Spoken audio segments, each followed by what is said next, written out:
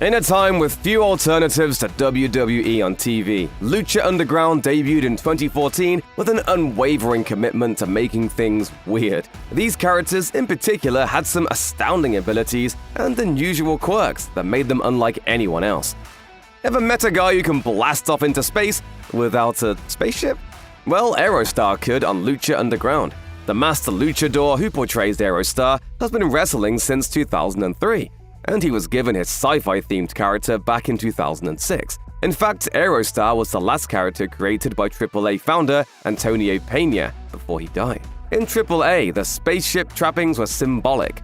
They simply highlighted Aero Star's aerial abilities, given that he had a habit of jumping off the lighting structure whenever he got the chance. But when Aero Star became one of the AAA wrestlers who started appearing in the Lucha Underground temple, the gimmick became considerably more literal. Over time, it became clearer and clearer that, in the LU universe at least, Aero Star was an astronaut, or maybe an alien, depending on who you asked.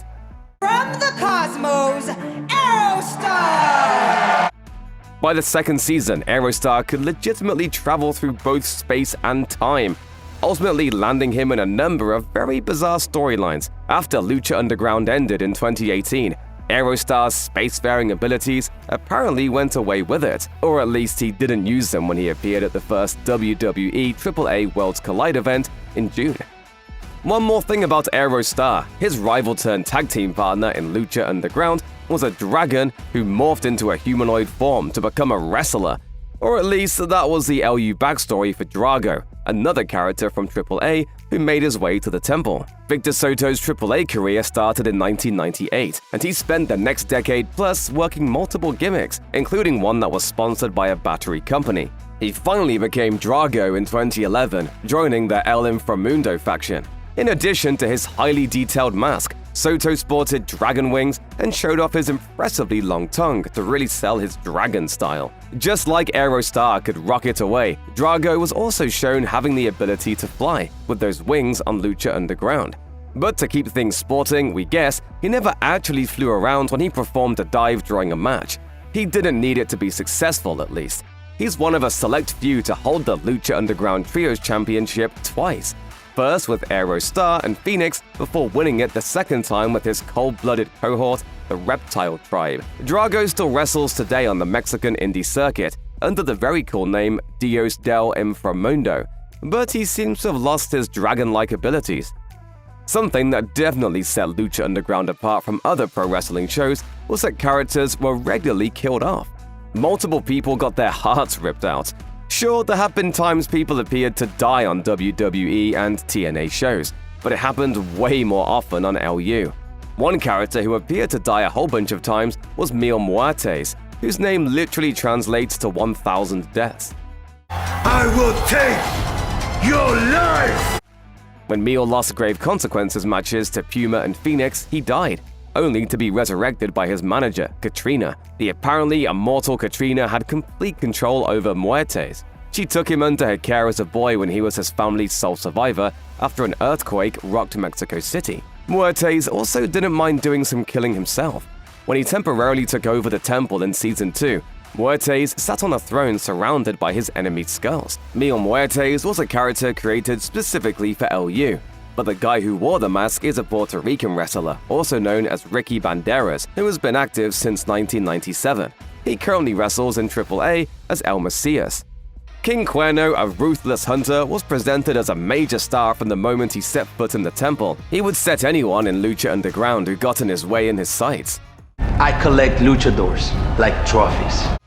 He boosted his collection while wresting his trademark headgear, the head of a deer with a humongous set of antlers on the ring post.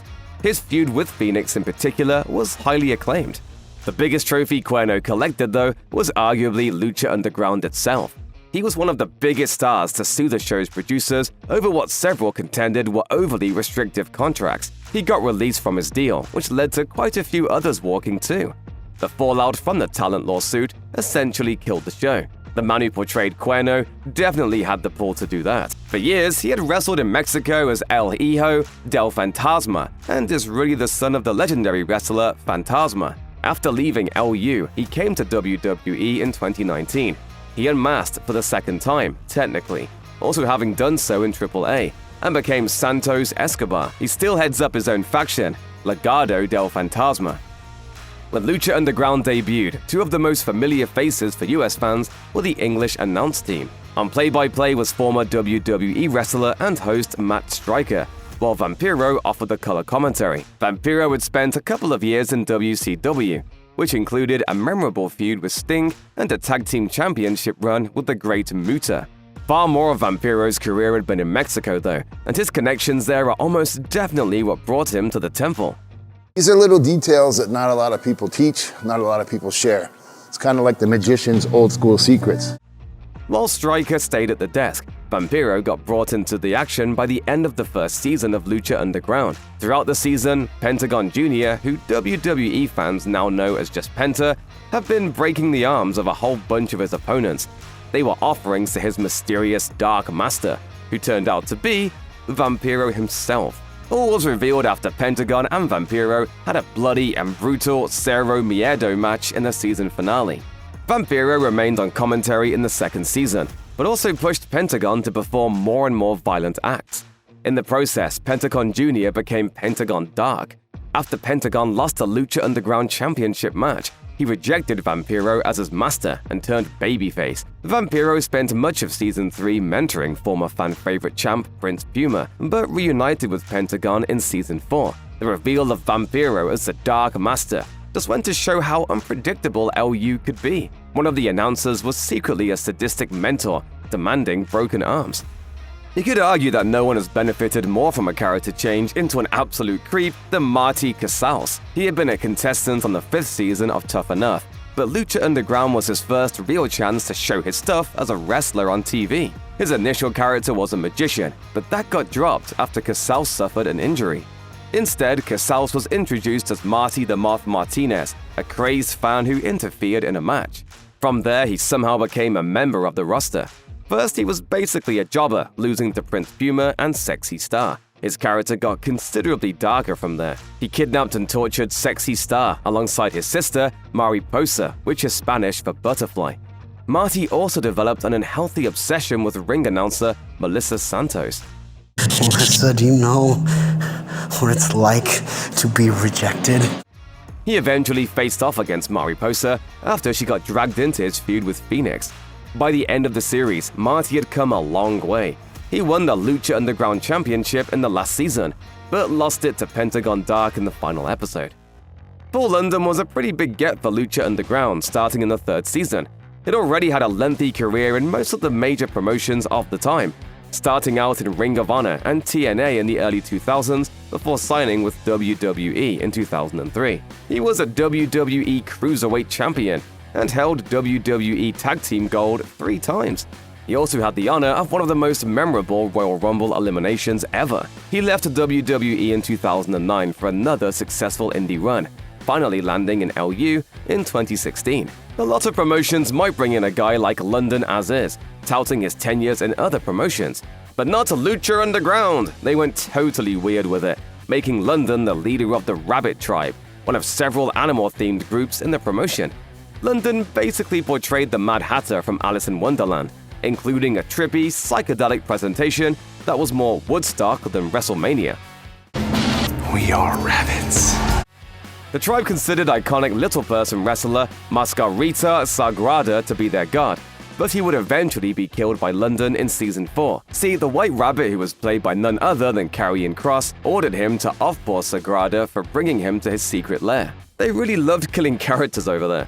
London had a short-lived retirement after Lucha Underground ended, but he returned to wrestling in 2022. He's still an active performer as of the making of this video, and odds are he'll never be punished for what he did to Sagrada.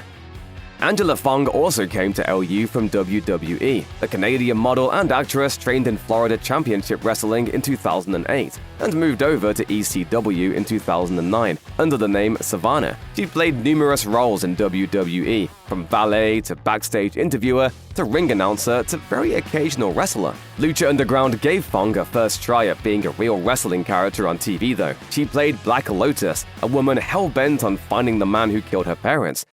I came to the temple to find a murderer. The temple's unscrupulous owner, Dario Cueto, convinced her that El Dragon Azteca was responsible. so she killed him and fled the temple. Black Lotus later returned as one of Dario's bodyguards.